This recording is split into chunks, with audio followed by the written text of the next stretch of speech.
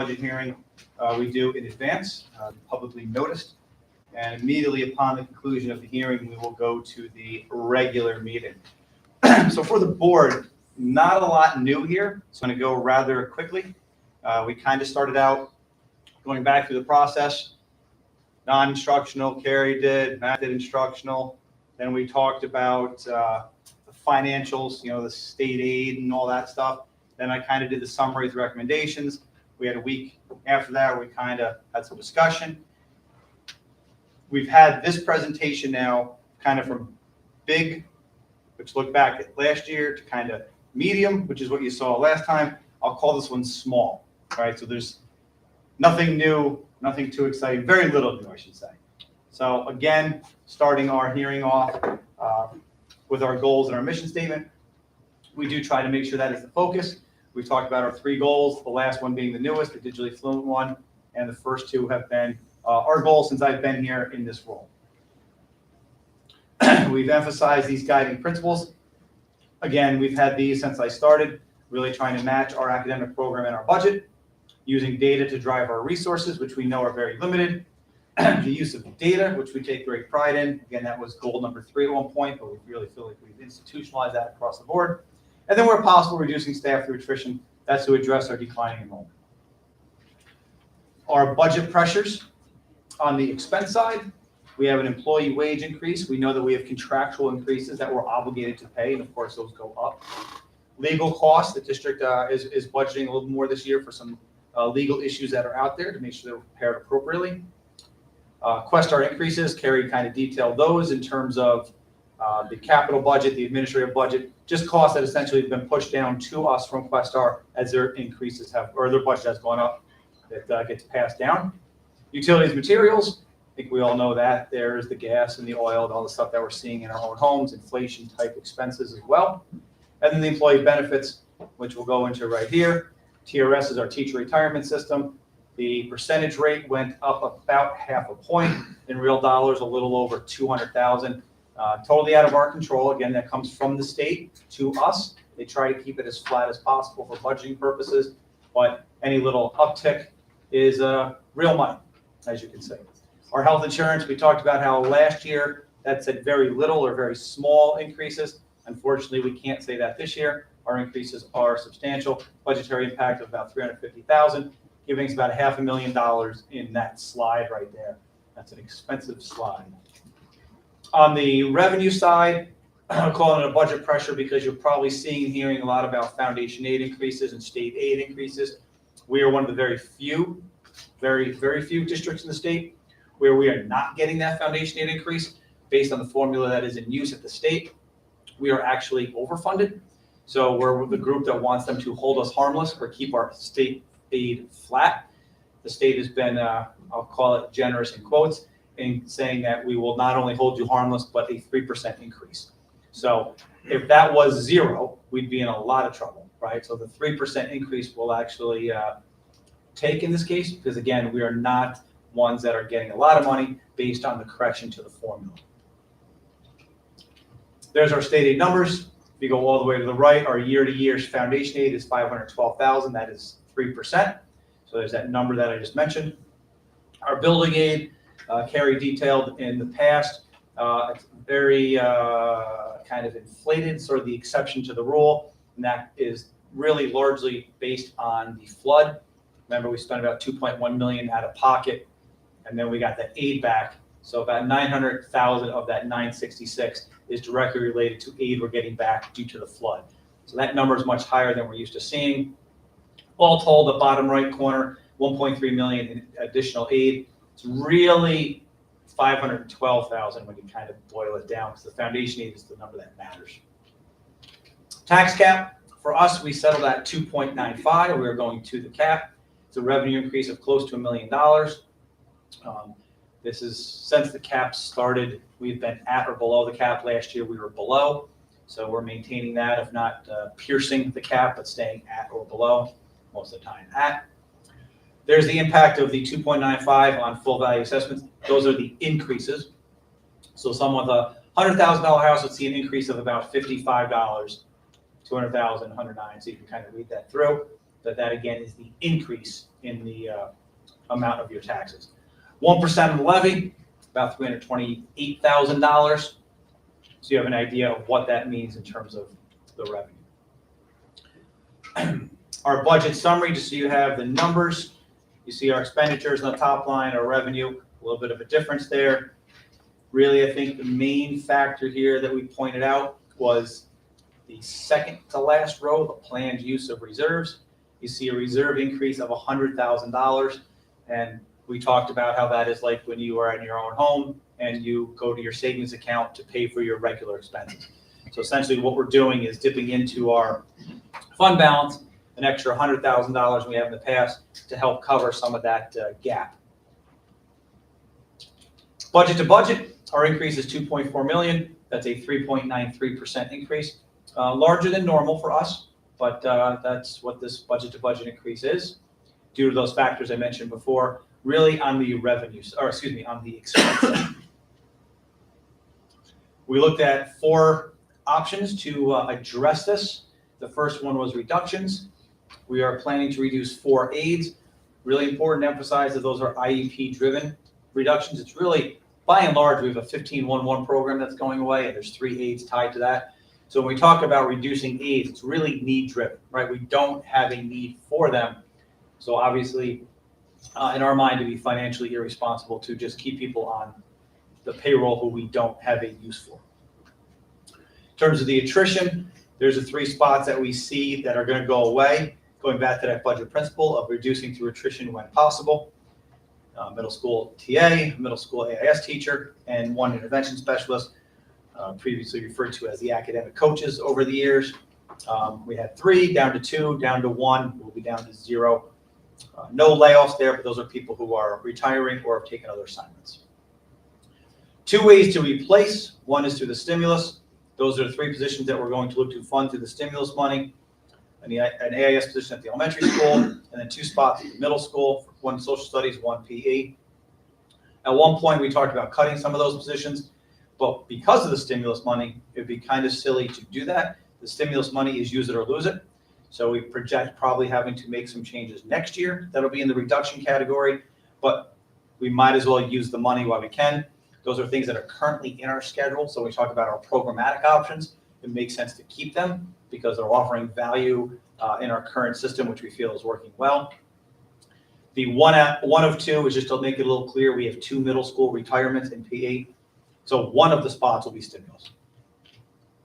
The general fund, or in other words, positions that we're just going to bring in to the budget, are those 5 right there. Classroom teacher, high school English, a library position, and then PE, 1 at the elementary, and 1 at the middle school, the second 1 of 2. We do have some small additions. 1 is adding an assistant director of special education. That's going to be funded through stimulus money. We have a plan there that would essentially enable that to be a very small increase as the person will be adding to the administrative unit, but it won't be like hiring a full-time administrator. There'll be some changes internally where we'll probably be able to take that on for a much smaller cost than a full FTE. 1 custodial worker, Carrie detailed that for you in terms of the space that our custodians are currently cleaning, way above the suggested industry standard, and something that we've been looking to do for years. If you go back to the bad old days, that department was cut pretty bad, and we've never replenished. So we know we're in desperate need there. The head mechanic is just a differential. We have a mechanic on staff. It'll be a little bit of an extra salary to move that person from a mechanic to a head mechanic and fulfill a role there that's been vacant. And then using the 7th period strategy, which we've used in the high school before, just to add some options for our students, most likely before school. We have a $100,000 capital outlay project in the budget again. We've done this the last few years. Picture there is the high school weight room, which was done through this type of money. The important thing there is once you build it in, which we kind of bit the bullet on that a few years ago to get it in, you get the aid on those the next year. So really important because like in the capital project, that aid is over time. This aid on the $100,000 project is the next year. So You do a project, you get the aid the next year. You do the project that year, you get that aid. So now you're kind of paying it forward.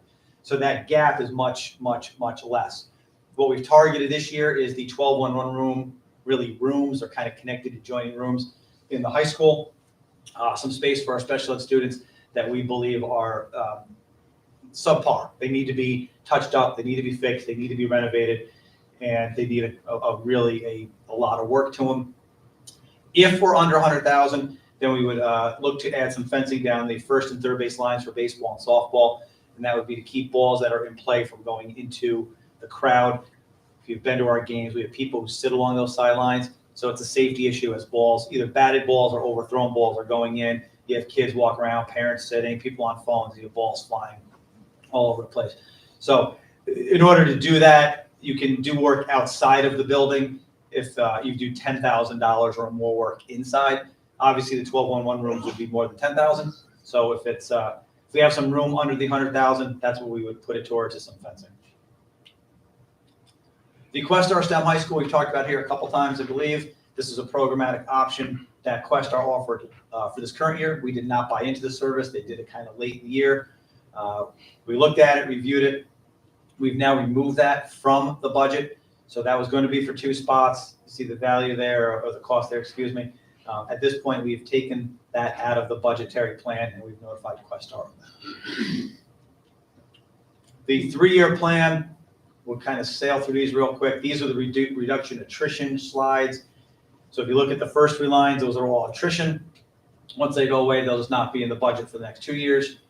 The 2 stimulus positions will be reduced next year, and then not in the budget following. And of course, the aides will be out and then not back in.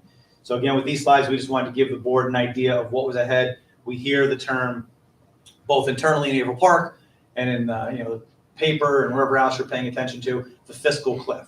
School districts are very, very worried about the fiscal cliff. So we wanted to give you an idea of what that meant for us. In terms of the replacement positions, those 5 that we said we were going to replace, really easy slide, they're just going to stay in the budget, right? We need a librarian at the high school. We have to figure out a way to fund that, right? The English department was cut last year. We believe that that's at a spot now where we can't reduce it any further, or else we'll be impacting programs. So we're going to fund that. So you can kind of go through all those, but those are essentially just keeping them in the budget and in the general fund. The real hurt for us is in the AIS world. So we did a 4-year look. So you had last year, this year, the next 2. If you skip to that end slide, you'll see that we're going to be reducing our AIS, our academic intervention service providers, both at the elementary and the middle school. That is not being reduced because we think we don't need them. It's not being reduced because we think their services are not valuable. It's being reduced because we don't know how to pay for it. The bad news is that they're being reduced. And if you're looking for some good news, I put that note in there. In March of 2021, when we went through this budget process, we're actually going to have to make these cuts. So we consciously use the federal stimulus money to reinstate those positions, as we talked through this process last year, put them back in the budget, knowing they were short-term. People that were hired in those positions were notified of that. There's a lot of domino effects. We had some internal transfers. It wasn't necessarily the people in the AIS positions. They will go back to where they were before. But the bottom line is, in 23-24, it's going to look, as we projected, a lot like it would have looked when we started to build the budget for this current year. Doesn't make it easier or better. We're doing these presentations for the elementary, middle, high school, and transportation and O&M folks. I had 1 elementary one already. And this slide obviously is a big one because the elementary folks know for sure that these spots are needed. We know that our kids have these needs. We just, at this point, can't afford to have them in the general fund. The ones that we're looking to bring in, we're looking to kind of ease them in and then get them into the general fund going forward. So these are little stipend positions, stimulus money for the first one, then we bring in the general fund and then maintain. The plan to reduce this year for this year's budget for next year, 22-23, the reduction is the attrition, and we've talked to you about we're adding a 612 program. That is being done for 2 reasons, quite honestly. Those are some of our most needy students, and they're at the younger edge of the spectrum. We feel like it's the best thing for students, for them to be internal with us. We know at this age, if we kind of farm them out to a program, it's in some ways kind of a one-way ticket. We want to avoid that. We want to make sure we're doing the best we can for them here internally. So there's a student interest there, and there's also a financial interest. To not have that program would cost us $300,000 because we'd have to service those kids outside of the district, and they'd be sent to Questar programs. We have approximately, and this is always very fluid, 3 kids right now, and the programs that they would require are about $100,000. So if we were to send them out of district, we're looking at a $300,000 hole in the budget, in addition to what we've presented. So clearly financial reason to do it, and clearly we think a reason to do it from a student point of view. The following year, we're looking at the reductions, which we just talked about. Really a significant decrease of stimulus funds is the reason there. We'll keep doing the attrition thing where possible, but with the caveat that it keeps getting tougher, right? We've been doing this now for 5 years. You start to have less and less positions that you can reduce through attrition, right? An example like is the elementary position that we're replacing this year. Our class sizes don't dictate us having the option of reducing an elementary teacher, for example, or the high school English teacher.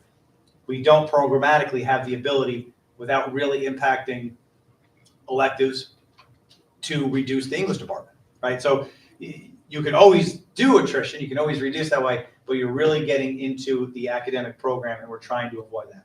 And the last bullet is about the use of fund balance, where we talked about an analogy. Just like we said, if you were, in a hypothetical example, if you were to make 50,000, but you were spending 60,000, and you had to go into your savings to pay for the extra 10,000, well, in the following year, if your expenses went from 60 to say 70,000 because of whatever reason, inflation and some of the stuff we just talked about, but you're still making 50, you now have to go into your savings to get the 10,000 from the previous year and 10 more thousand. That's what that increased use of fund balance is putting us in a position for. So we don't like to do that because we know that we're creating a gap that we have to figure out how we're going to close at some point. And then the following year, it's the same stuff. The stimulus funds will actually end though, right? We know they are coming to a close at 24, 25, again, attrition, and then again, that fund balance. So we have to keep looking at ways to reduce and tighten the belt even more. This was our summary slide to kind of give you the 3-year projection through reduction and addition at the general fund. Nothing new in here in terms of previous presentations, and nothing new in here in terms of previous slides. Just a chart to sum it up in a way that may be helpful or self-explanatory now at this point, hopefully. We do have, as part of the budget, the vehicle replacement proposition. You can see what we're looking to do there with the 65 passenger buses and the 29 passenger buses and trade-ins. Cost there about $745,000. We have an O&M vehicle bringing us to a little over $800,000. This is something that the district has really emphasized over the years to get us on a very sustainable vehicle replacement program. Something I know that was near and dear to Michael's heart in terms of getting on that. It took the district years to build up to that, so that buses come off, buses come on, buses come off, buses come on. And we are at that point now due to some good fiscal management in the past. So it's very important in our mind to maintain that. Total cost, again, not to exceed $809,373. Important to remember that we receive aid close to 75 cents on the dollar from the state on those bus purchases. So those are all aidable, all transportation expenses. And because we want to show you that we are really being frugal and doing what is best, you can see there the average mileage of our buses. So again, we have about 100 square miles in the district, and our buses travel a good amount of distance, but they also, as you may know, don't always drive in the best of conditions due to the weather here. So buses in the Northeast, especially in our district, take a beating. So it's important to keep them updated. And then finally, our Board of Education election. We have 3 open seats. Those are 3-year terms. The candidates there are listed as they appear on the ballot.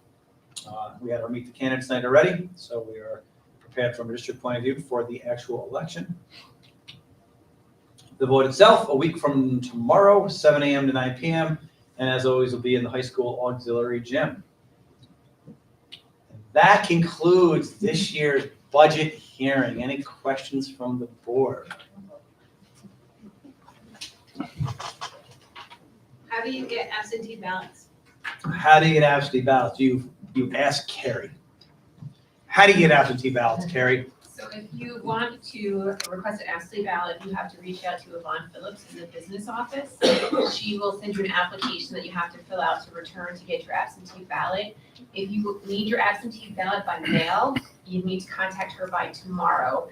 You can pick it up or hand it back in person, it could be as of Monday. So if you're looking for them for mail, please reach out to her tomorrow so you can get an application in. Thank you. Go ahead. I don't know why I didn't ask this before, or maybe I did and I forgot the answer, so I apologize. On the, it was under one of the reduction screens. You talked about the 612 program and bringing it into our district. And you have the 300,000 because you said it cost the district 100,000. Is that a net savings? Because we're gonna have staff to staff these rooms, obviously. Is that a net savings or is that? Yeah, it's a good question. The cost to send them out would be about 300,000. We're going to be able to handle that internally with staffing, again, as we reassign people.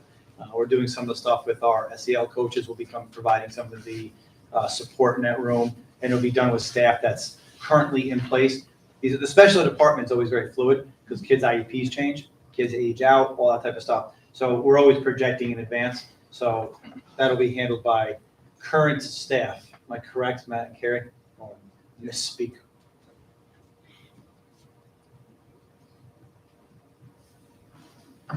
It's not really a question, it's more of a comment as it relates to the state aid that we receive and the lunacy that we are in some way overfunded. I just want to reference that the State Department of Education actually held a webinar that Daphne Jordan attended, and she shared that webinar on social media, and they actually acknowledged, and I can't even believe they can sleep at night, they acknowledged that the aid that they were giving any district was not even enough to cover the cost of inflation. So that's the uphill climb that we're facing in terms of the supposed overfunding status, and I really just wanted to make sure that the public was aware of that, because they really should be reaching out to the Department of Education and the elected officials at the state level to properly fund our districts.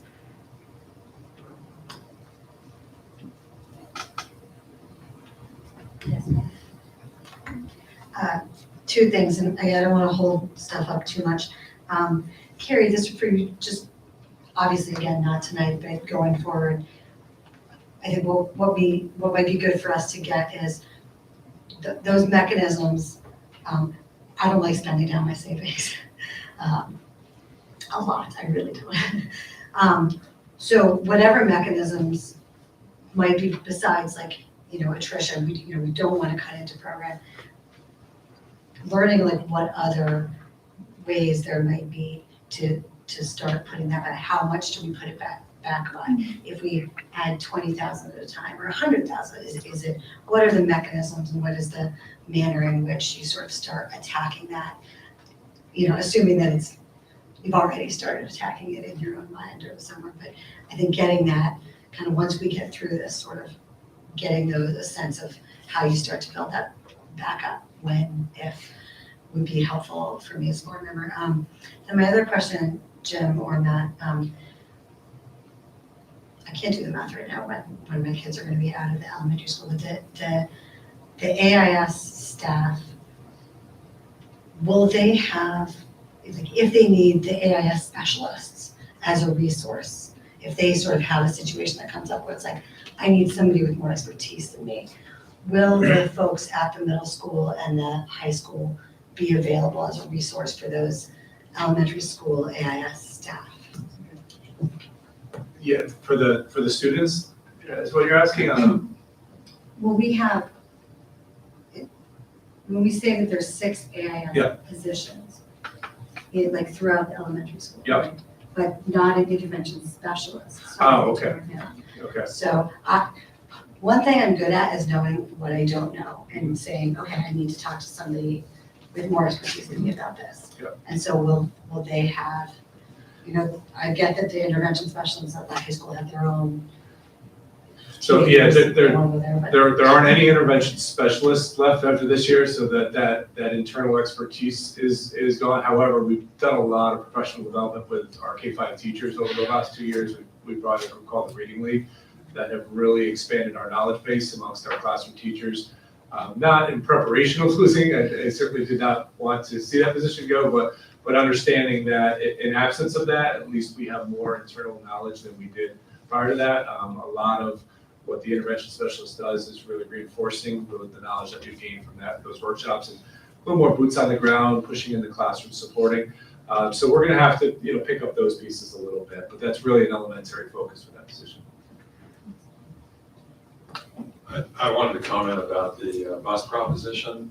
Having sat through a few of these presentations, the main factor with bus replacement is not necessarily the mileage, it's the corrosion on the bodies, which ultimately is going to limit the replacement value or the trade-in value.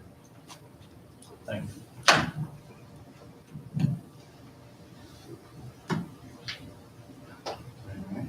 Any comments from the public?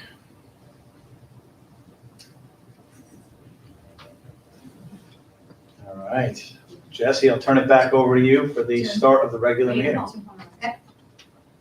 That's the public's, it's not the same rules as public comment during, right? If somebody wants to say something, they can. This is a budget hearing, Yeah. so the public is welcome to ask questions. Absolutely. Just It's want not to a clarify formal, that. this part of is not the board meeting. If so, if you want to sing out, sing out. Sorry. That, I got that from my notes. All right, back to you for the beginning of the regular All meeting. right. Thank you. All right, thank you for the budget budget hearing presentation. So we will now begin our formal school board meeting. So welcome, everyone. Please silence any devices that you may have, and we can stand for the Pledge of Allegiance.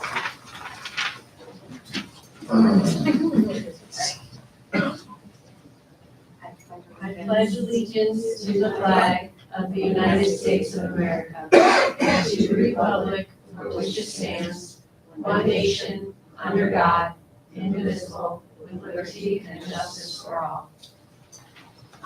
Thank you, and we will begin with the superintendent's report.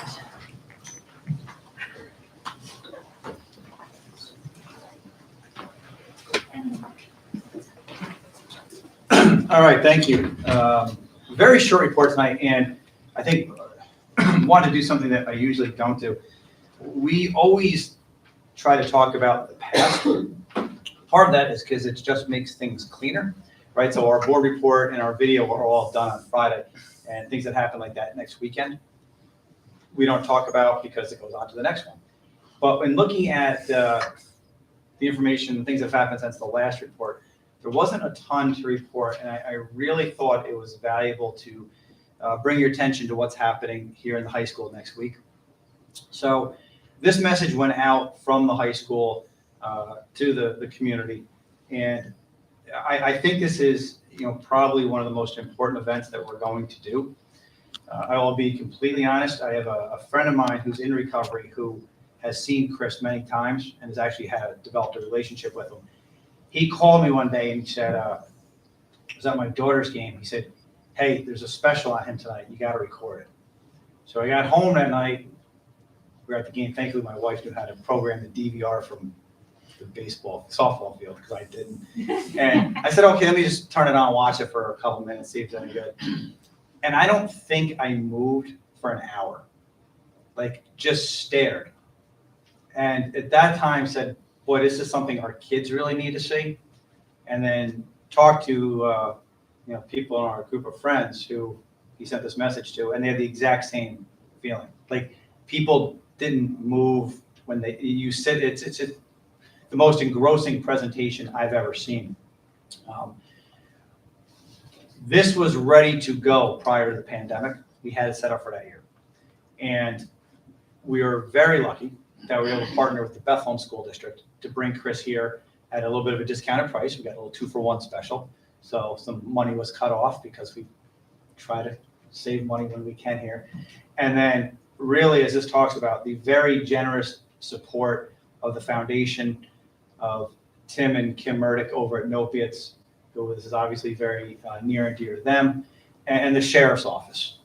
They all paid significant money to bring Chris here to minimize the amount that the district had to pay. It's now a week away. It seems like it was never going to get here. But for the 2 years, we've been emailing them like once a month or so. Hey, keep us in mind. Hey, when you start up again, hey, we're ready. So we're really excited about this. We've gone through some time.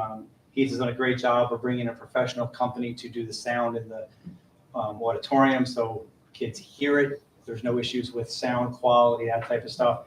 And I thought I would just share with you as part of the report this video.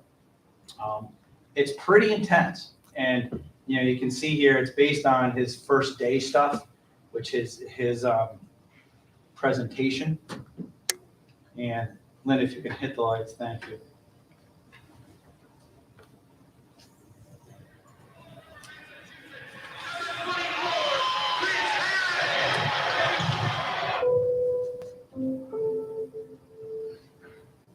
I've dedicated my life to traveling all across the country sharing my story. Chris Herron made a name for himself playing at Fresno State and going toe. On Friday, Herron was arrested in Portsmouth on drug charges. Heroin residue was found in his car. Just like some of you, I walked into this talk with the attitude, sat as far away from the speaker as I could, looked down and said, I'll never be that guy.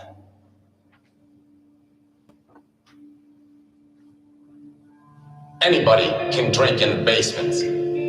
Anybody can smoke blunts. Not everybody can walk away, though. I know I couldn't.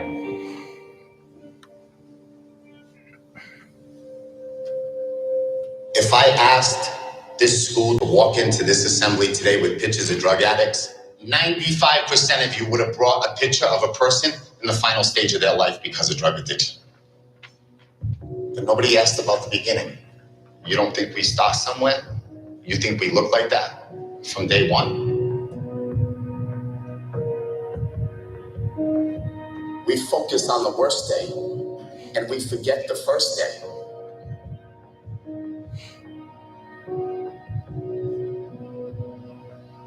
You hanging there, you understand me? For real. All right? And we're in it together.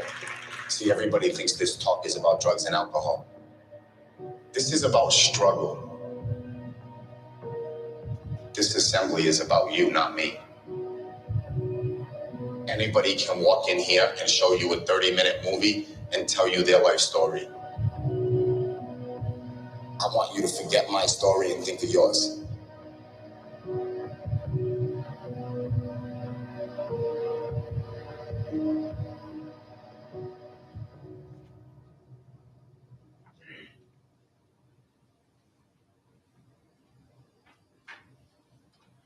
So again, Chris will be here for us next Tuesday morning. We have a whole plan in place to work with our support staff to make sure students are supported. And we know and expect it to be a pretty emotional morning, but something we feel is very important. So move on to our celebrations of success video.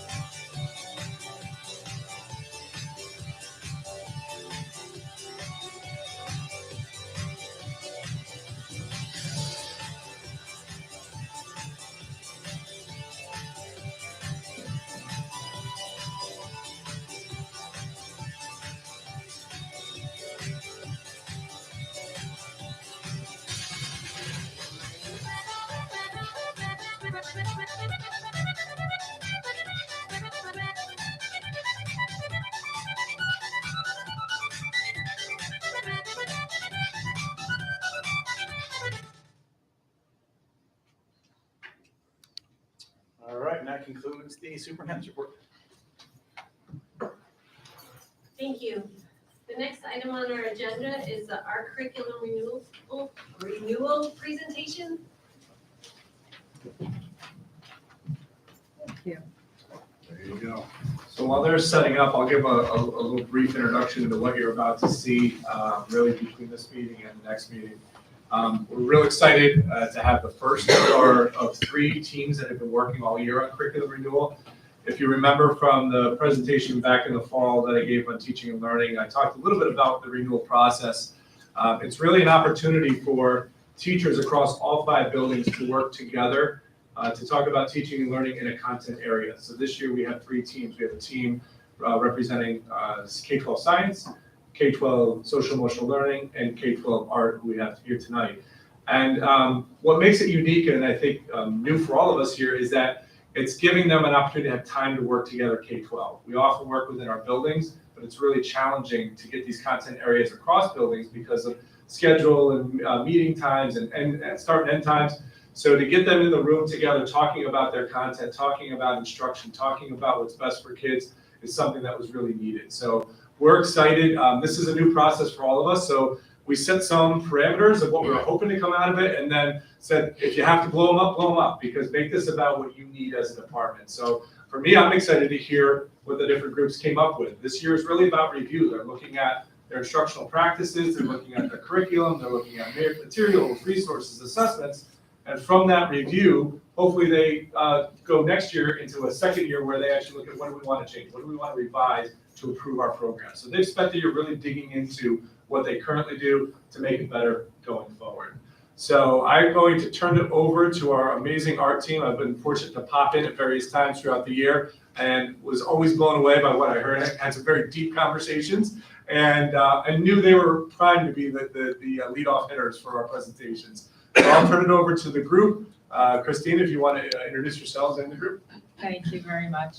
And I'll adjust my intro a little based on the fact that Matt covered some ground. So in the essence of time, we're going to shift on the fly, and that's what this team does. They're an awesome, awesome group. So my name is Christina Mean. I'm one of the assistant principals here at the high school, and I also have the privilege and honor of serving as the curriculum leader for the art department, as well as the science department, the technology department, and the library media specialists in the district. So this group is a phenomenal group of educators that have come together to embrace this journey. And I will bring you back to your roots. All of it can be answered with the 5 W questions in the beginning. So when I was charged with this and enthusiastically said, yes, I will do this with this team, I said, I need the who. I need representation from every single level so every voice is heard K to 12. So we have April Tomlinson representing our 2 art teachers from the elementary. Tim McMurray is representing our middle school team. And then Logan Klein is here to represent the high school team. So I'm going to switch over to the where and the when. Those are pretty easy. The where is wherever is available on campus to be able to meet. And the when is the half days that you've gifted us to have uninterrupted time to do this important work. So we meet monthly to do that. So thank you for that. The what, Mr. Haladen just covered the what our task was for year 1 of year 3. So it was to really take a careful lens at looking at what the current art curriculum is, as well as the New York State standards. Now we get into the really fun part that I've enjoyed on this journey, which is the why. We're here for our kiddos. It's to give them that equitable K-12 art experience, regardless of which building you're in or which teacher you have. And for me as the liaison, it's been bridging the district needs with the utility and purpose for the teacher needs. So having been a teacher for a long time, I've never lost those roots. I feel we've really harmonized those groups well. And then there's always that extra question, if you all remember, the how. And that is where this team kicked it out of the park in terms of how they've taken on this task and approached it from a totally different lens. We married the Dufour's PLC model with Jay McTighe, for any of you that are familiar with him, the UBD backward design model to get to where we're at. So without further ado, it has truly been my privilege, my honor. I'm so humbled to work with this amazing team of educators, and I want them to share the magic I've seen for the last year happen. So I'm going to turn it over to Logan Klein. Hi, everyone. My name is Logan, Mr. Klein. Before we begin, I just want to extend a huge thank you to the Board of Ed for supporting this and for supporting it for the duration. It's something we were, at first, when we heard about it, it sounded really, really good, and we were very excited. We'd also like to extend a really big thank you to Matt Layton. When we started this, we had a lot of ideas already about how we'd want to spend our time together.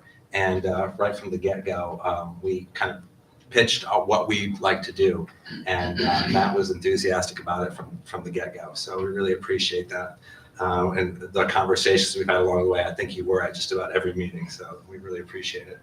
We're incredibly proud of our department. We're incredibly proud of the work that our students do and what we do with our students. We're also really proud of the support that the community shows our students in the art department. So thank you for that. The curriculum at a glance concept started as an idea between co-teacher leaders. Actually, Ms. Bailey is here with me right now. Back when we started this conversation, we were working together. And it was about a way to create a common knowledge about our collective curriculum. A K-12 department, it's a dynamic sort of, it can be unwieldy at times, trying to get everyone together. We're meeting for an hour a month. And that we've got that hour to kind of figure out a lot of things from shows to curriculum. So this was a departmental need that it sort of existed prior to PLC. It existed before the curriculum renewal cycle. So we were ready to go with this in a lot of ways. So there's a lot of things that came together to make it work. The curriculum at a glance ultimately serves a multitude of department needs, as you see up on the slide here. Efficiency and communication about curriculum at all three levels. It provides K-12 horizontal and vertical alignment, which is really tricky when we're talking about different structures, different schedules. It quickly associates specific projects with skills and knowledge. I have a better sense of what April does at the elementary. She has a better sense of what Tim does at the middle school, and back and forth. So it really creates an opportunity to talk about what we all do. It allows teachers to transition into new roles such as classes and buildings. As a K-12 department, that's one of the realities of our job. I could be sent to the elementary could be sent to the high school. The anxiety that comes with that type of situation, I think we've all been in various levels, is pretty tremendous. And if we are confident in each other's curriculum, stepping into that moment, you don't really want to mess with something that's working well. So this creates a certain ease with that transition. It allows teachers to adjust their curriculum in response to new data, which is really important. So we have this very basic fundamental approach to the structure that you're going to see in a moment, and we can make some tweaks and changes to it along the way. So we're really excited about that. And number 6, cross-pollination of pedagogical approaches. Mr. McMurray and I both teach media classes. We both have a different approach. We get in a room together and we start sharing ideas about how we do things. We learn from each other's successes and from each other's failures. So that maximizes our experience together. It's very nutritious. All that said, though, it almost didn't happen. So this will be a little candid here about the realities of teaching. So pardon me if I'm a little too frank, but when Matt presented this, it was probably one of the most challenging times in our educational careers. Pandemic fatigue, it was a real thing. It was very stressful in our classrooms. It was the end of the school year. That alone is a heavy lift. Getting us to do anything in addition to what is already on the plate is challenging. The lack of representation from all three levels. At that point, April hadn't signed on to the end of the party, so we're still trying to make the team work, as Christiane was saying. She got her in, though, as you can see. Just teacher skepticism and fear factor. Time is precious. We've been down lots of different avenues before trying different things out, so we had a healthy amount of skepticism, I would say. And then also probably the biggest concern, it's like you said, it's a half a day every month that we're away from our students. It's lesson plans, things can go astray, kids go feral on you from time to time, it's tricky. So there's a laundry list of why this wouldn't work. But I think we can all agree that at this point that we've embarked on a process it's been rewarding. It's enhanced professional relationships, definitely. I would definitely say that. It's fostered trust. We anticipate that it's going to solve some serious problems. We got to put it to the test. We're going to send it back to the department. They've already given it a once over. We asked them, how is this not going to work? Tell us how it's going to fail. We want it to be successful. So it's done all those things, and it's allowed us to essentially rediscover our department in ways we did not anticipate. So very, very exciting. Now, we'd like to demonstrate how the art teachers would use the curriculum at a glance. So to do this, I'm going to hand it over to April, who's going to start us off with a presentation of the 5th grade curriculum at a glance. Thank you so much. All right, so I'm going to go through the more practical part of this. So when we were first trying to figure out a structure for this, we had a few goals in mind. So first, it needed to allow all of the art teachers at every level to see the entire curriculum quickly at the same time and create a common experience.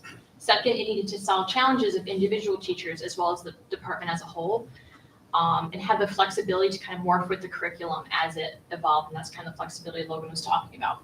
And finally, we wanted it to be super easy for us to all interact with, so we kind of made a decision right off the bat that we weren't going to bring in any new fussy technology that we'd have to learn to use just to make this work. So we realized in order to cover all of this and all these requirements we set for ourselves, we basically need to create something that had the structure of a spreadsheet, but didn't necessarily look like a spreadsheet.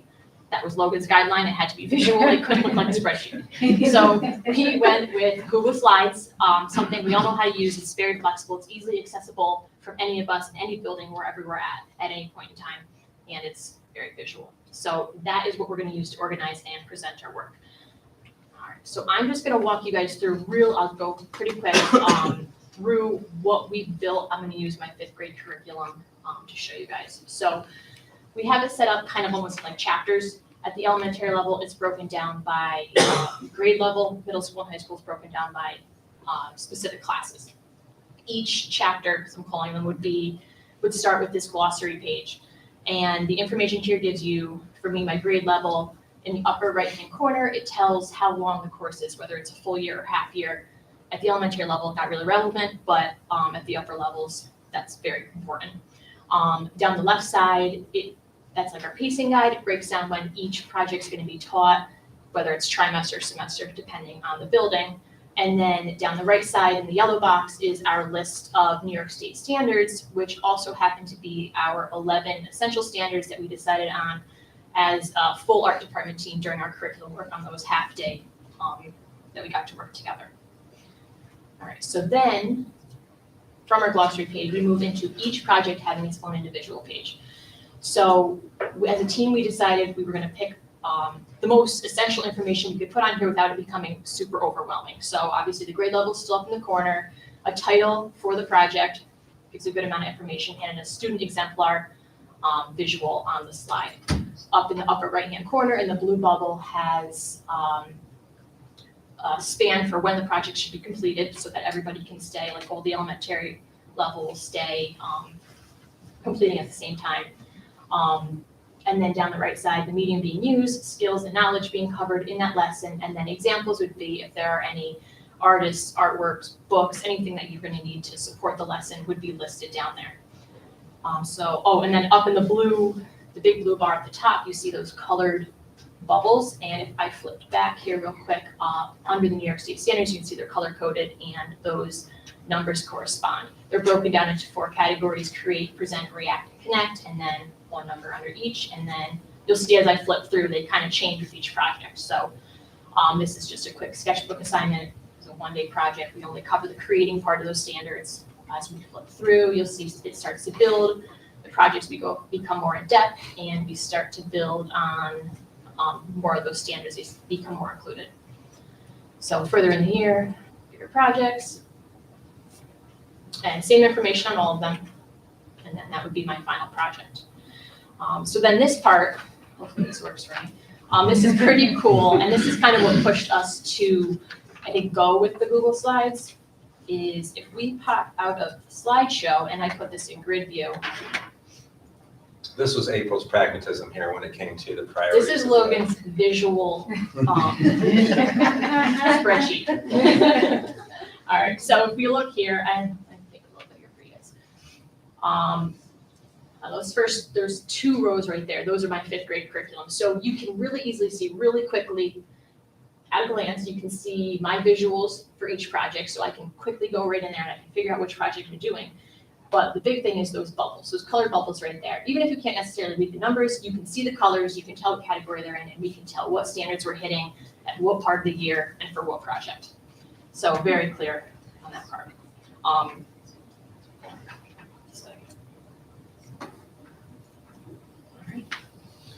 So I am actually now going to turn it over to Logan again, and he's just going to take you through a quick, Well, you're gonna take them through, I'm just gonna keep talking. through a high school version of this. Come on, you're next. Now that April has demonstrated how the curriculum at a glance works, I'd like to show you how the structure translates into the higher levels and run you through our photography college course. It was important to us that the structure of this tool be as consistent as possible from elementary through middle school and onward, and allowing us as a K-12 department to zero in on how our essential standards manifest at various levels and projects. Hopefully you will see this commonality as we move through the photography course, but you may also notice differences. One of the differences that became apparent as we prepared this presentation was the number of projects, or the discrepancy between the number of projects in 5th grade and high school. And we were apprehensive about how that might be perceived, so we wanted to address it. This has nothing to do with productivity. Now, there may be a random number of students who could be more productive in any given classroom, but it has nothing to do with our general productivity. April's students are as productive as mine and vice versa. It has more to do with access time, right? And the realities of the different levels. I meet with my students 80 minutes every other day. So that's 3 days, 1 week, 2 days the next.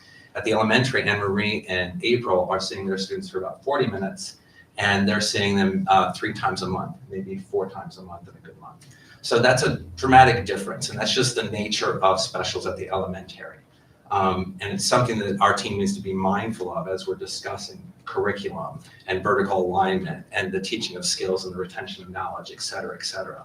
Now, as we go through these slides, please understand that we are still crafting them. Everything you're seeing here was created from scratch, from the topography to the designs, the exemplars. So there are still details that are going to be refined and to give a more accurate snapshot of our department and our classes and what we do. But the important thing right now is the structure and its utility, right, for all of our, for K-12 department. So there's no template we're following, basically, right? And that's really important for us to communicate to you so you understand kind of where we're coming from and how we're doing this. The form you see is following our functional needs. Please keep this in mind for the next part. In order to assess how skills manifest throughout our curriculum, we found ourselves in need of a different type of structure in addition to the one you're seeing here. So up next will be Tim, and he'll be explaining how we use the skills page. All right, thank you, Logan. So the skills page, it's very simple. I mean, this is nothing special in terms of a layout or design. This is an addendum to the curriculum at a glance. We simply have per class. So at the elementary level, there'd be one of these per grade. For the middle school and high school level, there'd be one of these per class because they offer different skills that are built into those. You have a list of skills going across the top horizontally, and then you actually have the grades listed on the left-hand side. Okay. So I'm going to read here, so forgive me. The skills chart serves 2 critical tasks. The first, to give every student and teacher district-wide a clear view of what skills are taught and when they're first introduced, when they're revisited, and when they're expanded upon. Second of all is for us as a K-12 department to arrive at a common language for each of these individual skills. So while the learning is relatively consistent around these skills from grade level to grade level and from teacher to teacher, the language that we use individually can change, okay? This is problematic on a couple levels. It can lead to some level of confusion from the students as they move up from grade level to grade level. And I think it makes it difficult for them to directly and succinctly connect with their prior knowledge and prior learning. Another challenge that teachers continually face is the students' ability to retain information from year to year. So some students remember things throughout the summer and when they move up from elementary school to middle school and middle school to high school, but many forget these things, especially at the elementary level where they are only seeing their art teacher, maybe 3 times a month, and then they see me every day in 6th grade for a half a year. So this chart allows a teacher to speak directly to a student's prior learning and knowledge. So the teacher could say something like, we're going to pick up with that specific skill that you learned with your teacher in this grade doing this project. Okay. With that level of specificity, students can cut through their hazy memories and recall prior knowledge, expand upon it rather than starting from scratch. Okay. I think that's really, really important. That it's not these sort of isolated learning experiences that they can kind of see the through line from the beginning to the end. in their whole art development from kindergarten all the way to high school. So the skills chart will be transparent. It'll serve as a metacognitive tool. So we envision it actually as a poster that'll go into the classroom. And it'll be great because students will be reminded of where they've been and where they're ultimately going to go as well. The chart will invite better tracking of student learning, which will invite better data collection and give a greater sense of pedagogical equity. In the simplest sense, like the curriculum and renewal process at large, the skills charts help move our K-12 department from a group of somewhat siloed art teachers to a community of aligned educators moving in concert with one another. Sure, thank you. So we wanted to close with some of the reason, the why we're here again. Our kids and the amazing artwork they do both in the schools as well as out in the community. Portfolio Day right there, which is the culmination with our AP Studio kids at the very, very end of their journey here at Averill Park. So we hope you've enjoyed that little snapshot of this amazing team and their journey as they embarked upon the first of their 3-year curriculum renewal process. Thank you for your time. Any questions from the Oh, yeah. board? I won't shut you off till you have questions. Sorry, I forgot about the question. Q&A. Jack has a question, Sandra has a question, Doug has a question. Just go. I don't really have a question, I just wanted to thank you so much, that was so informative. I mean, I've enjoyed watching my students that I have in the schools, artwork come home, and I think art is such an important part of our curriculum for everybody, whether it's your thing or not your thing, but to see the presentation and all the work that goes in behind it, and I love the way you presented it, so it is so visual, and it's nice to see all the hard work that you guys put in behind it, and thank you for that. I love all the projects that come home because they're all over my house, so thank you to you guys. That's very nice, Dina. Thank you so much. Samantha and then Doug. It's kind of the same thing. It was definitely not, the art programs were not deliberate like this. And I appreciate so much the deliberate nature of what you guys are doing with making connections year to year to year and bringing it together. I never felt like I was any good at it, and I feel like this process that you guys are doing is going to take even kids like me, and at least make us feel like we've accomplished something, even if it's, a smile and a nod and like a little pat on it's very impressive. It's the visual, what you guys made, for somebody like me who likes charts and graphs. It's great. No, seriously, it's very easy. You can pick up a lot of information very quickly. And I appreciate that. And I'm just gonna ring my bell one last time for that connection. I talked about music the other day, but the connection between, everyone is very busy talking about STEM, but the way that the arts and music feed the STEM achievement, I feel like it can't get stated enough. So whether you are teaching kids who are going to go on to be artists or who are going to go be accountants. What's wrong with that? No, and I say that with the utmost respect. Come on. Well, answer her. Right? But, it makes them better at whatever it is they do, and I appreciate that, and that was really super cool, and I want to see more of those slides. Thank you. Thank you. First, I want to thank Matt and the superintendent, Jim, for providing the half day for these individuals to get together on a monthly basis. It provides so much for a vertical alignment, and I think that's so very important because in the past, speaking as an old timer, I know you don't want to hear it, but in the past, there hasn't been that opportunity for vertical alignment. The elementary teachers or middle school teachers often didn't have enough time to explore the areas that they're teaching and for the other grade levels to build upon it. So you're never going to have now, with this taking place, a student saying, oh, we already did this in the past, or we did this in elementary school, why do we have to do it again in middle school? You're not going to have that. What you're having now is a progressive building upon skills, and I guess you can call it scaffolding or what you wish to call it, so that the skills become so skillful, so magnified, so elegant when it gets to the high school. All you have to do is look in our hallways and see the examples of the outstanding artwork that's being produced by these students.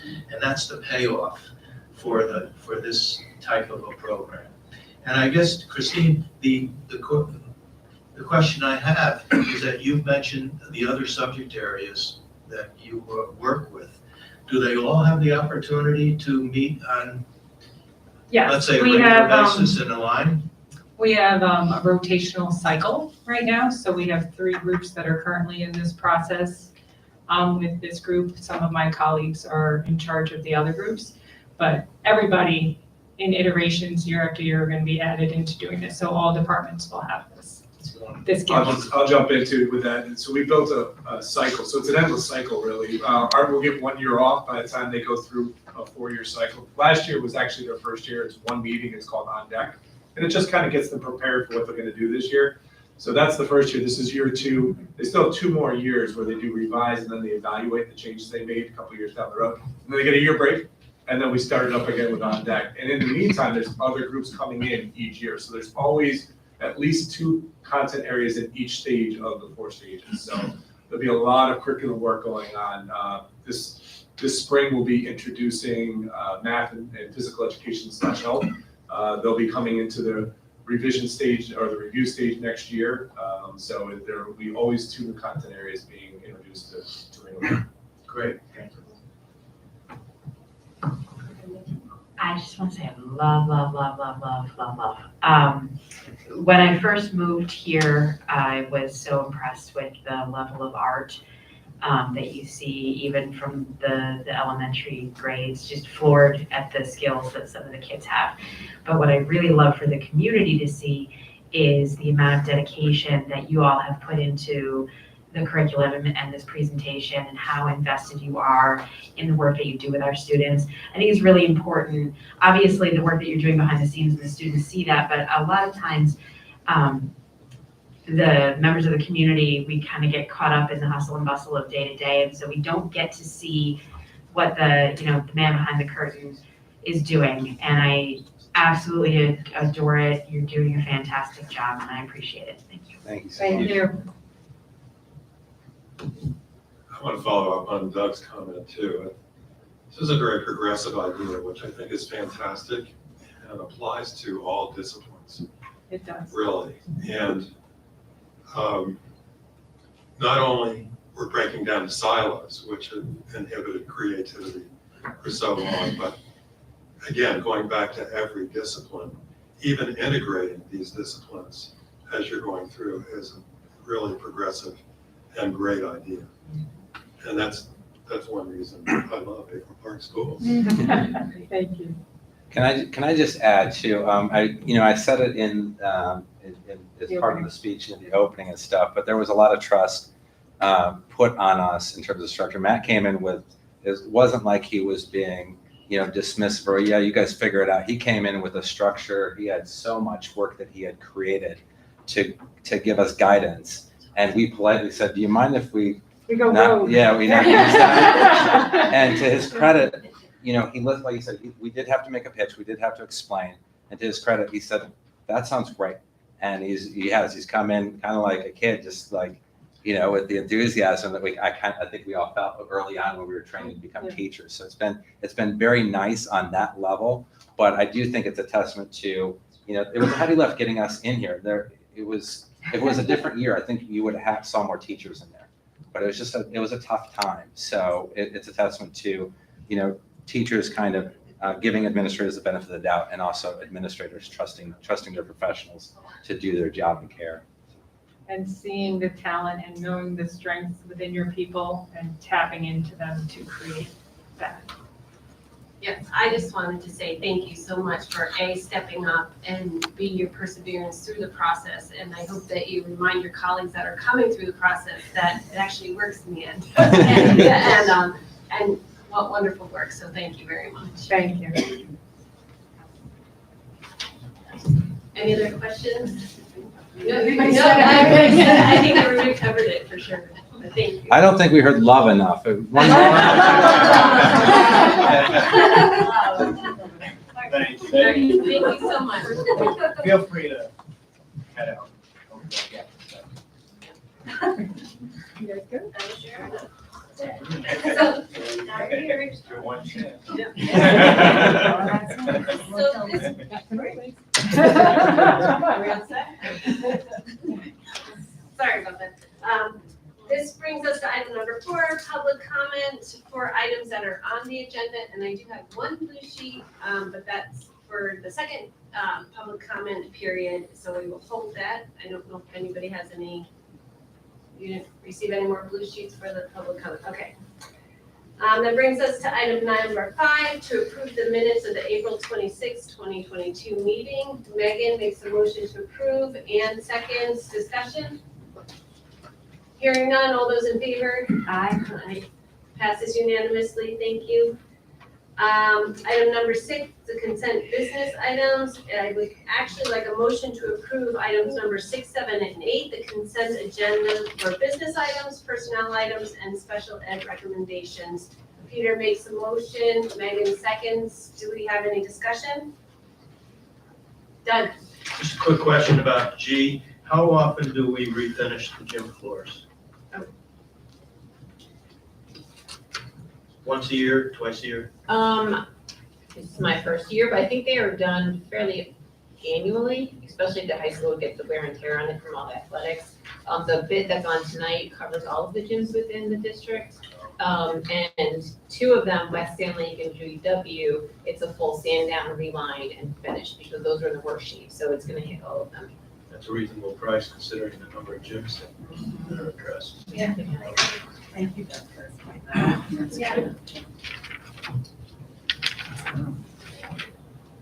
Is that? High school. High school's probably done annually, just because the athletics, but I don't know for the other ones. The elementaries are not. Okay. But this represents all of them. Yes. Yeah. Yes, Samantha? It's buried in there. I just wanted to, like, to my fellow hands-on learners, I do appreciate the physics trip. I was a terrible, terrible physics student. And then I got a job where physics, like, you couldn't do the job if you didn't understand physics, and it was all hands-on, and I ended up teaching kids physics. And so those real-world experiences, even if it's at Six Flags, maybe especially, but I appreciate that we're doing that. It's not for nothing. It's a lot of kids, myself included, learn that way, learn better that way, when you get the baseline there, and then you can see it applied in your, hair flying up in the air when you're going down. Like that's real physics. Somebody once taught me physics at, don't kill me, the Red Sox game, right? So the baseball game, a lot of physics at the baseball game too. And so I just want to appreciate that we're doing that. Thank you. Any other comments, discussion? Okay, hearing none, I'll call it to a vote. All those in favor? Aye. Passes unanimously, thank you. That brings us to item number 9, the action item to approve the school district calendar revised for the 2021-2022 school year. Megan makes a motion and seconds. Discussion. Anything you guys want to say? Don't jinx us. No comment. Okay, all right. Any questions, discussion? All right, hearing none. All those in favor? Aye. Thank you, passes unanimously. Okay, item number 10, we have several resolutions tonight. The first one is we need a motion to approve the Stop Arm Program that's authorized under New York State Vehicle and Traffic Law 1174-A. Peter makes a motion, Samantha seconds. Discussion? I just want to point out, Jim, correct me, that this is not coming at a cost to the district. Yeah, I confirmed, I spoke to the person from the company who the county has contracted with, we had a conversation this afternoon just to verify some things. No, there's no cost to the district. There's no revenue generation to the district. The revenue is split between the vendor and the county, the municipality.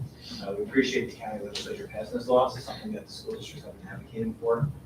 It's something that when the law first came out, we looked into. It's not really something we have the ability to do necessarily or to do well. So it was great that the county took this on with the school district support. If you approve it today, we'll let the county know that we're on board and move forward with it. Something that is worth noting as well is there are some cameras. First of all, the cameras that are outside the bus, we get to become part of our buses, but they also provide some pretty high-tech cloud-based cameras for inside the buses. So we kind of talked through some of that. We're very, very, very early in this, but those cameras, even if you have cameras on your buses like we do, they work with districts to take those out and use these, and then you can sell the ones you had. And so there's some possible stuff down the road that'd be beneficial.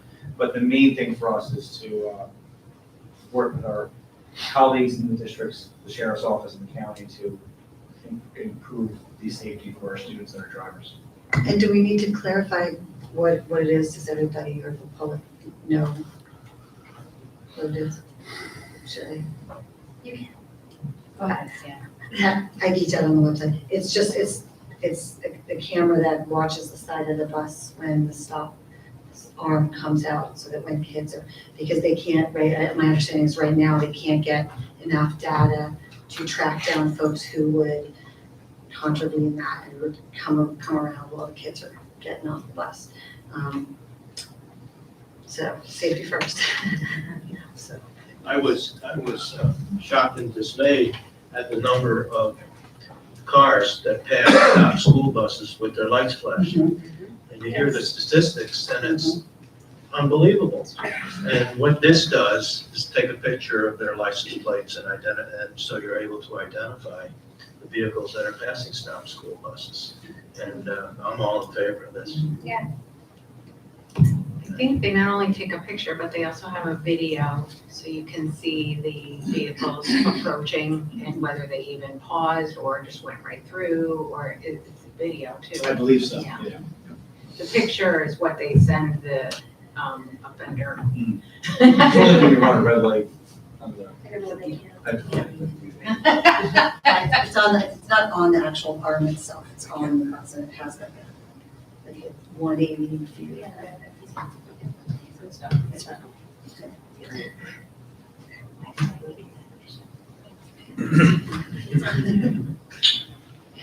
Any other comments, questions?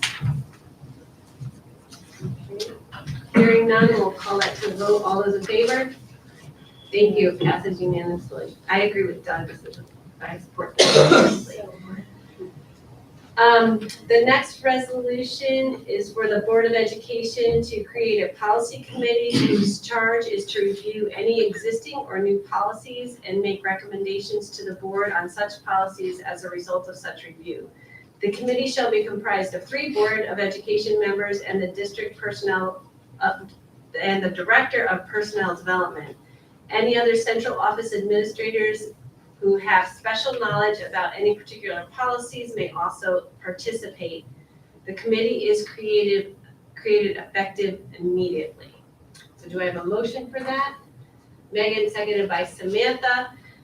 Discussion, before we start the discussion, I've had, I'm interested in, Samantha's interested, everybody, those us 3 raised our hands and participating in this committee. I'm not sure if you guys just need to note that for tonight, if we approve. I think the resolution has it in there. Okay. Has blanks in there, so. Okay. We would approve it with those. With those 3, if everyone. We have been undergoing a policy review for the past several years of all our policies. We started with the zeros, and there goes up through 9,000s, and we're halfway through. But it's proven to be very, very time consuming and difficult to do with the entire board because of scheduling, so we decided that it would be a nice idea to have a small subset of the board review the policies, bring the reviewed policies to the full board for their review and approval. So that's what this committee is looking to do. Megan?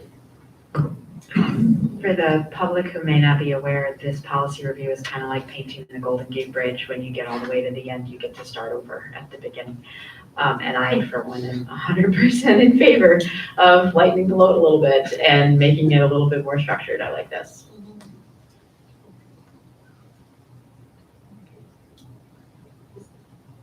Anyone like that narrative? The three people are. For who? Right. Oh, you love it, Ann. Stop. That's the punctuation. So Ann, myself, and Samantha would be the members. And we'll get right to work. If the whole board approves this. Okay, any other questions, discussion? All right, hearing none, all those in favor? Aye. Thank you, it passes unanimously. Thank you so much. Thank you so much. So the next resolution is to approve the annual organizational meeting of the Board of Education of the Averill Park Central School District, that it may be held on any day during the first 15 days of July each year. Okay, so do I have a motion? And seconded by Samantha, discussion. Do you want, we And we just have allow, we this did one. last year too, We just that, settled on July 11th, right? yeah, the resolution has July 11th as the date of the reorg meeting, it's Okay. Monday. So it just gives you some flexibility. It has to happen by the first Tuesday, first Wednesday of board notes. So this just gives you a little extra time. So it's a standard resolution. We actually, just like the previous policy committee, once you start a committee, we put up a reorg meeting, the naming of the committee members. So we do that for audit, or we do it for facilities, we'll do it for policy now. So we also put this resolution, safety. Yep. We also plan to put this resolution just on the reorg. So that if you don't do it, especially in May or June, it's just automatically. You can still do it before that first Tuesday or Wednesday. It just gives you the ability to extend it if needed, depending on when the holiday is and all that type of stuff. Especially with the holiday and Monday, that Yeah, to do it it's just Tuesday, weird. Wednesday, right following is a stretch, so. All right. Any other questions, discussion? Hearing none, I'll call it to a vote. All of those in favor? Aye. Thank you, passes unanimously. The next is to accept the letter of resignation and the memorandum of agreement by and between the Averill Park Central School District and the Averill Park Teachers Association regarding first-year eligibility payout of retirees for, this one is for Billy. Do I didn't understand that. Okay, that wasn't me. Jackie made a motion. That was funny. Megan seconded. Discussion? Yes. I'm always eternally grateful to all of our retirees for their level of service and dedication to the district, the number of years that I've had some personal interactions with Ms. Billy, and she's going to be greatly missed. She's been amazing to our students and wonderful for the district, so I wish her all the best. Yes, we do wish her best in her retirement. Any other discussion? Okay, calling it to a vote, all those in favor? Aye, thank you, passes unanimously. Moving on to the next one is to accept the letter of resignation and the memorandum of agreement by and between the Averill Park Central School District and the Averill Park Teachers Association regarding retirees, and this is for Klepsch. Do I have a motion? Megan, seconded by Jackie. Discussion? Just not to leave Ms. Klepsch out, wishing her all the best in her retirement. Thank you for your level of service to the district. Absolutely. Okay, any further questions, discussion? Okay, all those in favor? Aye, passes unanimously, thank you. And the next one is to approve the contract addenda dated May 9th, 2022 regarding Dr. James Franchini, Matthew Hadlin, Carrie Knight Shavir, and Kimberly Nugent moving to the CDPHP model of EPO health insurance plan are hereby approved, and the president of the board is authorized to execute said addenda on behalf of the school district. Megan makes a motion. Samantha seconds. Discussion? I appreciate you guys moving in this direction. Any other discussion, questions? Okay. All those in favor? Aye, passes unanimously. Thank you. That brings us to item number 11, public comment. And public comment is limited, well, it's not limited, we're in the open part of public comment, and those wishing to address the board are asked to complete the request form and submit it to the board clerk in order to be recognized by the Board of Education. Comments are limited to 3 minutes per speaker, and we have the microphone. We ask that you would come up to the microphone. I have one blue sheet. If anyone else wishes to submit, you may do so at this time, but Tegan Sobolewski, did I say that right? Sobolewski. Okay, sorry, Sobolewski, please come to the mic.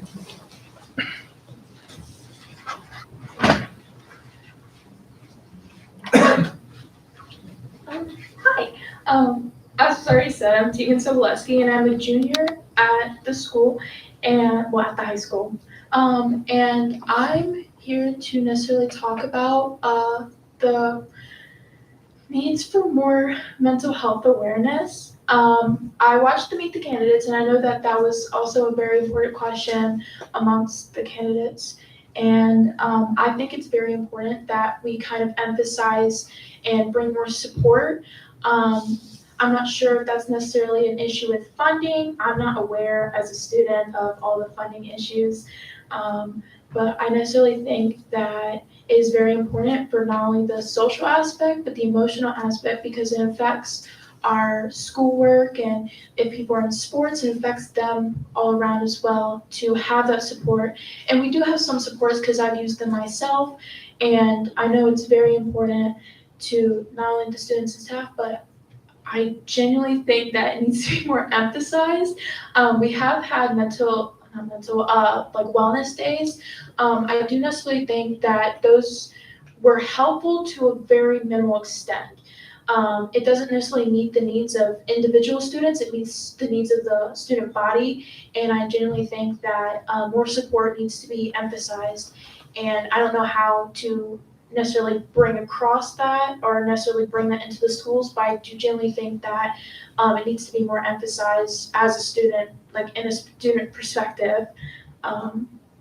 But yeah, I think that's pretty much it. I just generally think that needs to be more emphasized in the supports of the students, and not even only the students, but the staff is including.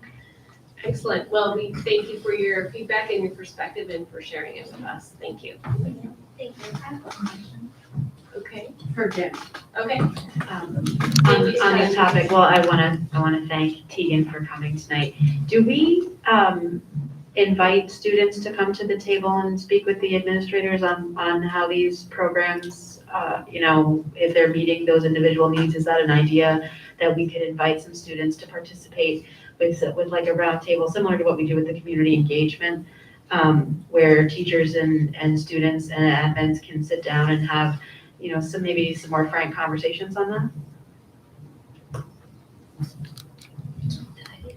Yeah, I think all the buildings, or at least the secondary level, have some form of student administrator feedback cycles, whether it's surveys, some of the meetings they have, the different groups like student government, student council. I don't think there's anything formally, like for wellness day, I don't think we did anything, but there are some internal mechanisms in place, but we can talk to that in that meeting. The only thing I would say to that is that I may be stereotyping, and I apologize if it sounds that way, but generally speaking, kids who are most involved in student government are your higher performing students, and we may not be addressing universally all of the needs. So if we were to open that opportunity up to any student who might be interested in participating, we might be able to key in on some of those problems, just my thought. Okay. Thank you again. That brings us to item number 12, board member reports. Jackie? I just wanted to say how excited I am about that first day presentation that's going to be held here. I think that's going to be so important for our students. Also, just to speak about a couple of things I've been enjoying the last couple of weeks. We had a teacher staff appreciation day. I know specifically at my elementary school, which is Miller Hill. I think it was really nice to get back into the groove of things and be able to show our staff how appreciative we all are of them. The amount of things we did this year was out of this world, and I know they were so happy. Also, we're going to be doing it again for the first time in 3 years in the high school this week on Wednesday morning. So I'm actually really excited to be able to bring that back as well. Because sometimes, we do it at the elementary school level because we have PTA and we have a lot of funding. Because we do fundraisers, but in the high school it's a little different. So we have so many community volunteers that are donating their time, their food, gift cards to raffle off. It's going to be awesome. Also, I just want to remind everybody it is important to get out and go to the budget vote and vote for candidates, vote for the budget. Just exercise your right to vote. It's really, it does matter. Thank you. Can I just add one thing, because Jackie won't say it. The high school teacher appreciation, staff appreciation has been solely brought back to life by Jackie's efforts. So she's not going to toot her own horn, but I talked to Heath, who specifically said that you raised it from the dead. So thank you for, after the pandemic and getting it going and spearheading that in a matter of hours, I think.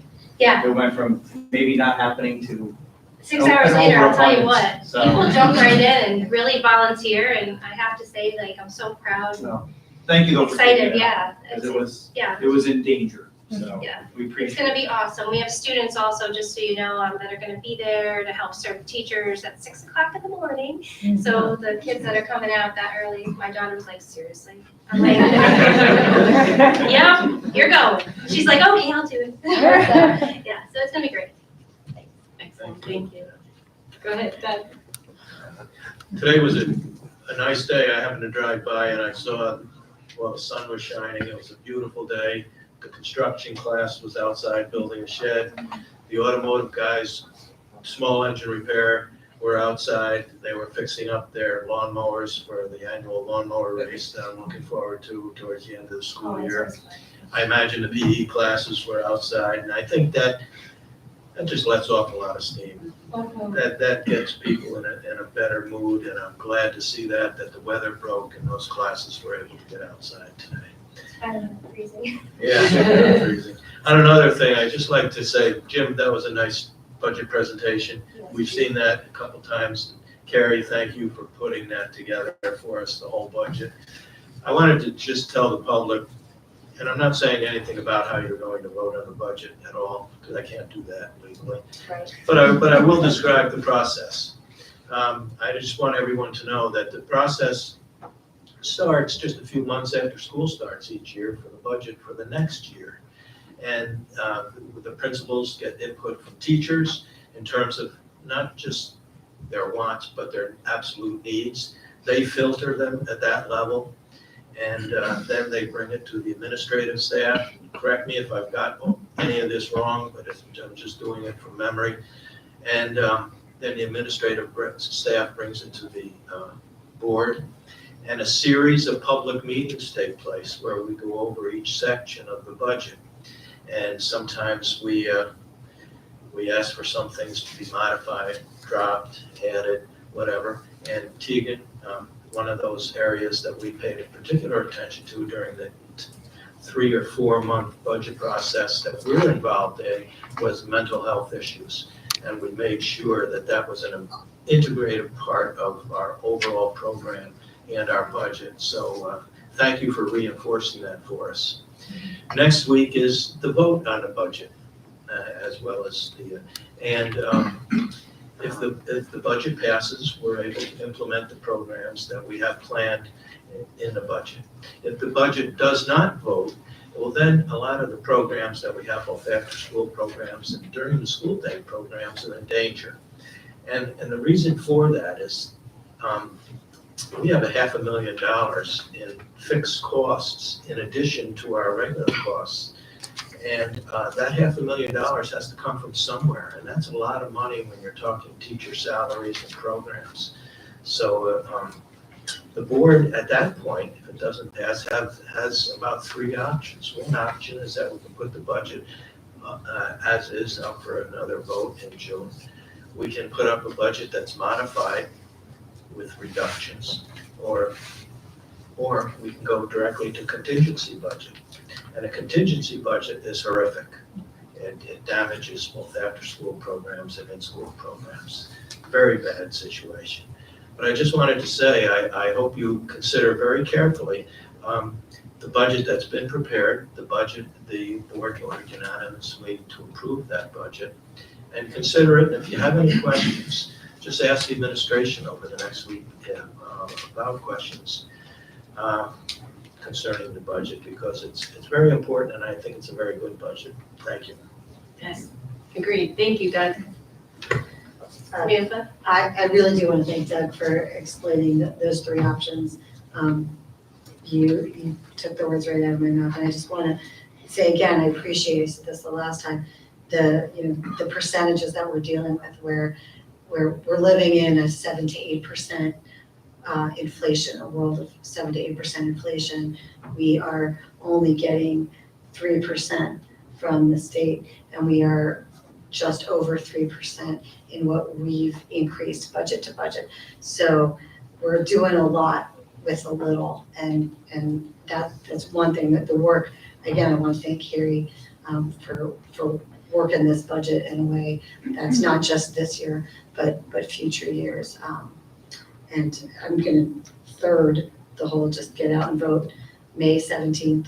And then I'm just I like to bring my fun anecdotes about the students. And today was a very sort of overarching day. I think I hit all the marks. I like to talk about the whole students, and I got a chance to go inside Post and Kill Elementary and see the art, see the cupcakes on the wall.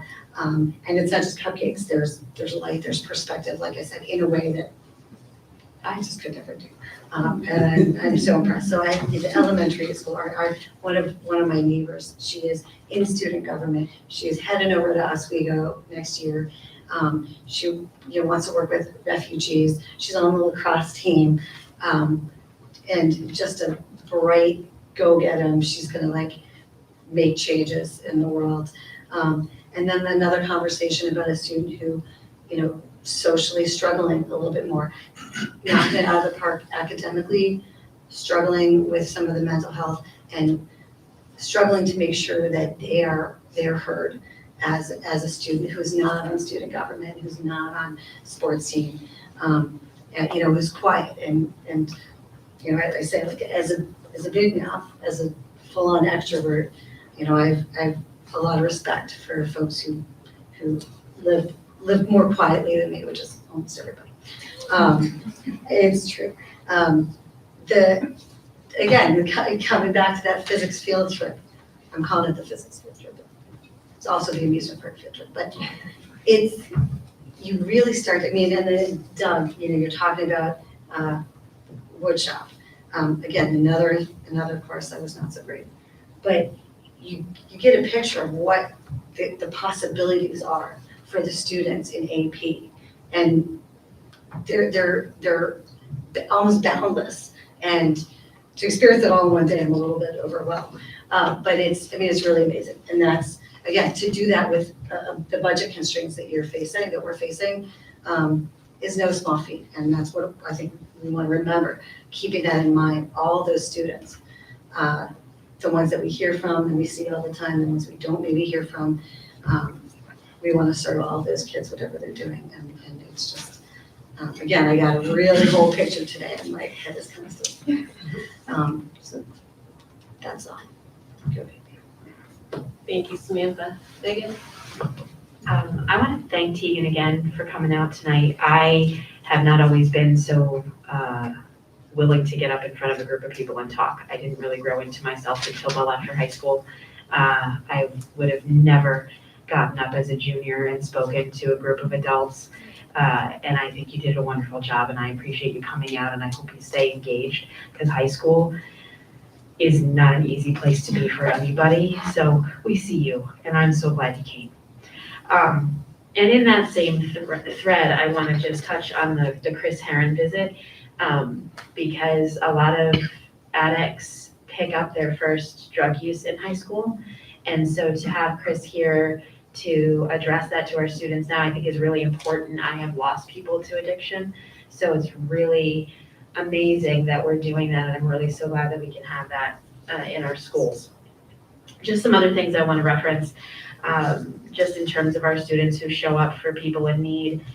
Again, the students at West End Lake that raised almost $12,000 for Ronald McDonald House Charities, but also a lot of extracurricular clubs raising funds for Ukraine. Really just, they are so in tune with the things going on in the world and so willing to step up, and really, I'm always impressed by that. The proms are coming up and the formals are coming up, and I saw an announcement that I thought the community needed to be aware of, because we have some economically challenged folks, that there are some formal dresses and suits that are going to be in the high school library that are available, to students who don't have formal wear to attend. You should be able to go and feel good about yourselves and attend your prom and not have to worry about not having a dress or not having a suit. And I think it's wonderful that we have that. To my knowledge, the announcement said that the students can go anytime that fits into their schedule, bless you, and up till 3:15 in the afternoon, and they don't need to talk to anybody. So they can just go in and help themselves to whatever they need, and I think that's really nice. I want to talk and recognize our music students who have worked really hard towards spring concerts. We have spring concerts. Posey Hill Elementary is having a spring concert this Wednesday, 5/11. Miller Hill and West End Lake are June 1st. Algonquin is May 18th, and our Averill Park High School spring concert and senior awards night is May 24th. So I know they've been working really hard to get out, and just really nice to see them perform. So that's really wonderful. Just a couple more things. Sorry, guys. So our Odyssey of the Mind team made it to Worlds. So exciting. For anybody who isn't familiar with Odyssey of the Mind, it's a critical thinking and problem solving group. And these kids work together with a complex multi-part problem that they have to develop several solutions for. Making it to Worlds is no small feat. They are having a couple of fundraisers to help them get there, and I hope that the community will come out. On Wednesday also, they're having a frozen yogurt fundraiser at 16 Handles from 6 p.m. to 8 p.m. 16% of the proceeds will go to the team. And then also on Thursday the 12th, they're having an information night for the team, and the team is actually going to run through their problem solution. So you'll get to see what actually goes into the solution if you go to the middle school. I'm disappointed I have something going on Thursday night. I won't be able to go, but everybody should go and support our Odyssey kids, because they're incredible. So proud of them. And then just lastly, I want to recognize Miss Samantha Hicks, who is graduating on Sunday, May 15th. She has worked incredibly hard through being a board member and completing her degree. And I love serving with her, and I'm so proud of her and proud to call her my friend. And I'm so excited for her. So congratulations, Sam.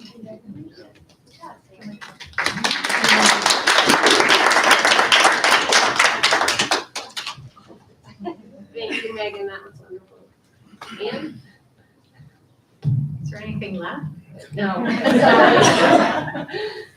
And always shout out to the art department for your curriculum renewal work is much more in-depth than someone like me would ever even begin to imagine, and I appreciate all the work you do. I've seen it. My baby is graduating this year, but through my 3 kids and what has come home, and I'm just floored by what they can create. And they said they always give the kudos to the teachers and the things that you show them and the skills that they learn.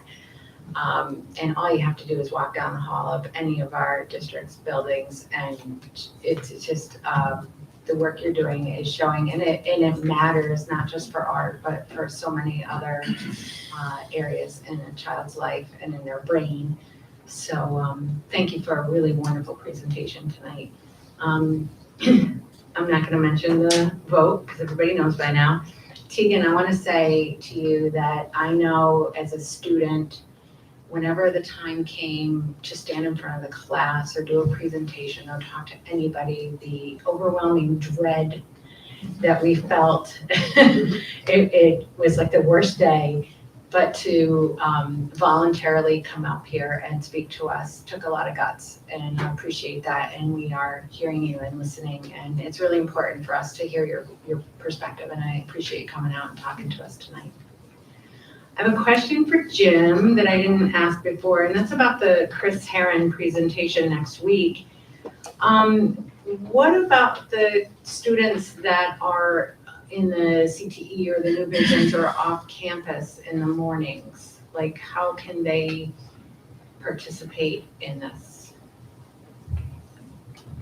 I'm not sure. Do you know offhand, Christina? Probably Are you not. guys planning on videotaping it? I Is don't that think something we that can. can happen? Yeah. There are restrictions in terms of filming and recording, so. I wonder if they could just reach out to their, if they wanted to, reach out to their current instructors. And They see if definitely can do that, because we have that reciprocated all the time where students are out maybe a whole day for CTE for like an assessment or a presentation or a field trip. So absolutely, any of those kids that want to be here on campus, they would just have to notify whichever program they're in. Yeah, because that was my first thought is Yeah. my daughter wouldn't, what time is the presentation? In the morning. 8 to, oh. Yeah, it's very She early. can't get here before like 11:45 or something. So that was one of my thoughts that came up, is like, obviously she's not the only one. You know, there's kids that are off campus every My morning. daughter's in the same boat. So definitely, if they want a release and if the teacher's questioning if there's something going on, we can send something out to them. Yeah, I just think that it would be really valuable It's a worthwhile for all the experience. students and a really great opportunity. So I don't know what, those students have going on at their other programs, if it's something we can't miss or whatever. But I'd really like to have as many people here as possible. And once again, thank you for all those folks who sponsored at the Sheriff's Department and the county. I think you said the county, and I know the Education Foundation. The Education Foundation has a picnic coming up, a fundraiser, and you can buy tickets online, and that helps to support all the great work that they do. So hope to see you out there. Thank you. Thank you, Ann. Peter?